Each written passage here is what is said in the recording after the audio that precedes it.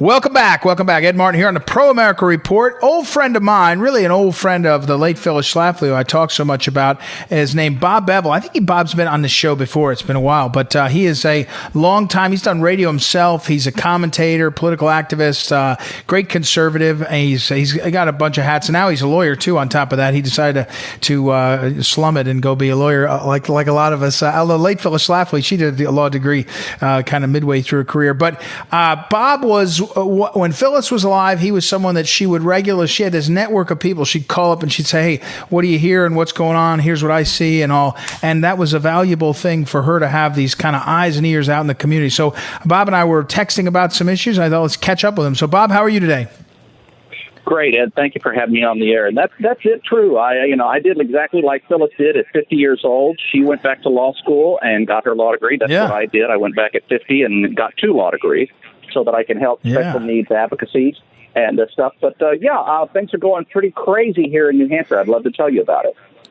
Yeah, well, that's what I want to ask you before we get to. You have a great perspective on lots of things. In fact, one thing I want to make sure we don't forget is talk about education in general, as lots of pressure is building for teachers' unions are saying no school, no in-person. Families are saying we want it. But before we get to that, what is the state of play in New Hampshire? You got a big Senate race, U.S. Senate race. You got a lot of other things. Walk us through what New Hampshire, what's happening there. So I would be glad to share that with you, but let me roll the clock back just a little bit to 2016, where that we had 700,000 votes cast in the general election. In that election, Hillary Clinton got 2,700 more votes than Donald Trump. And in the United States Senate race, State Senator Maggie Hassan got 1,000 more than Senator Kelly Ayotte. But the Presidential Committee on Voter Fraud determined that we had over 5,000 out-of-state illegal voters cast during that election. So the whole state flipped. The governor's office stayed Republican, but 3 of the 5 executive council seats, both the majority of the Senate seats, the House seats, both congressional seats, and the 1 seat all flipped, all again by less than 5,000 votes. So your vote matters here. Our New Hampshire Supreme Court made it easier for out-of-state college people to vote by changing the meaning of the words residency and domicile for several years. And but we had to have a federal judge bring them back to what the definition of a domicile was in May of this year. And then again, the New Hampshire Supreme Court was going to grandfather in blocking the new laws that we had about determining domicile until after November 2020. But again, we are now aligned with the other 50 states in that a domicile is where you live. It's not on your back. So that's kind of where we are. Is that the elections here are fraught with voter fraud, and we are very worried about that. So coming up on this election, we're very upset that there's going to be a lot of mail-in ballots here. And the mail-in ballots it'll be a mess. Do you have mail-in ballots? Did that pass the legislature? Is that something that the governor signed, or what happened? Do you have it? Yeah, well, we had this tried last year in 2019, and the governor vetoed it. But apparently he had enough pressure from it, and it was not veto-proof. So it was overridden, and again, mail-in ballots and the scare of COVID. So you can go to the liquor store. Businesses are somewhat open here, so you can get takeout. And you can also get your favorite alcoholic beverage in a Dixie cup, not to mention, what that would do with the open container laws. So things are pretty screwed up here. Schools will be only half open with no in-school services for special education students. I'm fighting that right now. And we have the most restrictive COVID stay-in-place orders, but we have, sorry about that, I'll clear that. That's all right. Our hospitals are empty. But we have the 3rd lowest rate of COVID infections beyond Montana and Maine. So, we're 3rd lowest. Our hospitals are empty, but we're the most restrictive stay-in-place orders. Our businesses are suffering tremendously. So what used to be one of the few red states up here in the New England states, we're struggling right now. I think we're going to have enough voters who would want to turn out for Donald Trump and to keep America strong. But I'm concerned that there will be a lot of voter fraud in the meantime. We're talking with Bob Bevill, and Bob, tell me about the schools now. You have a special perspective on this, both as an advocate at your legal practice and as well as your family, and then just as a policy guy. What's your opinion of this? I mean, I tell people out there, there's three sets of people that everybody ought to worry about. One is the kids, always. One is the teachers and administrators. It's fair enough. But the third one, of course, is the parents and the family and the grandparents. If and when kids go home, right? You can't discount that. It's not the top. Right. The first thing is the kids, but what's your perspective on this question generally? And again, you've had this experience both as an advocate and as a father. What do you think about right now where we are?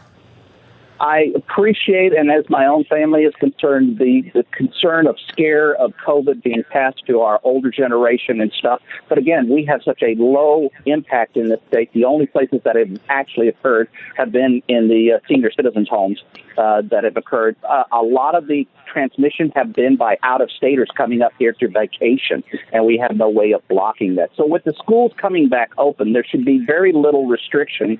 The teachers are torn because, one, they want to get back in school. They want to see their kids. They want to teach our kids. They love our children. And then on the other side, you've got those who are sworn to oath of the National Teachers Association. And so they're kind of conflicted as to how that they can go forward. So right now, it looks like schools are open. The scales are tipped in our favor for kids to get to go back to school. We're going to be on a 2-day off, 2-day on, 2-day off, and Fridays off for the kids. I don't know how that's going to go, and I'm assuming kind of that somebody's going to be scared to death within a month, and somewhere around late September, October, we're going to go back to remote learning again. Is that what you think? Is that's your read on it? Yeah. I kind of believe somebody's going to see a ghost someplace, and they're going to be scared, and everybody's going to panic again. But again, we are the third lowest rate of COVID infections in the United States. Our hospitals are empty. They are begging people to come in for elective surgeries because their bottom line is killing them. Yeah, and I think, Bob, it doesn't really matter, frankly, what the truth is. Right now, enough people, I'm not talking about the crazy people that watch CNN too much or on either side, enough normal people that want, have goodwill in their heart are for, again, whether it's true or not, doesn't matter, are afraid of what could be. And if a few things happen, Herman Cain dying, that's one of the more prominent people, right? He's a national figure. And so it's, I tell people, elections are a lot of the psychology, turnout and everything else. There's a lot of things to worry about. I mean, there's a lot of things that are upended. I agree. And part of that is when you end up going into the ballot box area and you close the curtain behind you, which we're not going to get to do this time, you look in your wallet and you see where you are. You look in your 401k and then you look in your family's health and you kind of judge it by that to see, do we want 4 more years of what we've been getting through the Trump administration? I'm not talking about his past bad boy behaviors. I'm talking about him meeting what he's promised and meeting those expectations.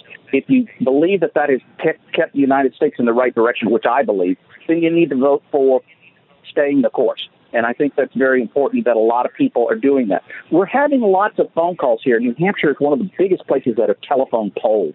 And one of the things I'm finding is that those people who are conservatives keep their mouths shut during these. And so they basically don't answer it or they lie because they know that their votes are going to be swayed. So we have a very large testing center here called the University of New Hampshire Survey Center. And they're showing huge numbers for the Democrats, which they're always going to expect. Well, that's what happened in 2016, is that most conservative Christian people are keeping their mouths shut, and they're going to show up at the polls. And that's what I'm trying to encourage people to do, is vote your conviction, vote your heart, pray with God that you've made the right decisions, and vote for those people who will keep America great. Yeah, we're talking with Bob Bevill. Bob, one more question because I don't know the answer. In other times of history, we've seen when there's urban problems, Boston has had its share, and I know New Hampshire just up the way. Has the protesting, rioting, terrorism of these groups like that are out in Portland, has that been present in cities in either New Hampshire or over in Boston? There has been, but it's been more of a CNN get your camera in their face type situation rather than there being a huge tumultuous situation. There's been stuff in the communities of Dorchester and downtown Boston where they're there for the cameras. But for the most part, people are still trying to go about their daily lives, trying to feed their families, get to their jobs. And so while people are concerned about what the original meaning of the Black Lives Matter movement was, which is police reform, this Marxist takeover of it is, honestly, people see what's coming, and they know it's a part of it. Yeah. All right, Bob Bevill, thanks for the time. As always, it's interesting, and keep in touch, and we'll look forward to hearing from you again. Bob Bevill, everybody, and we'll take a quick break and be right back. It's Ed Martin here in the Pro America Report. Back in a moment.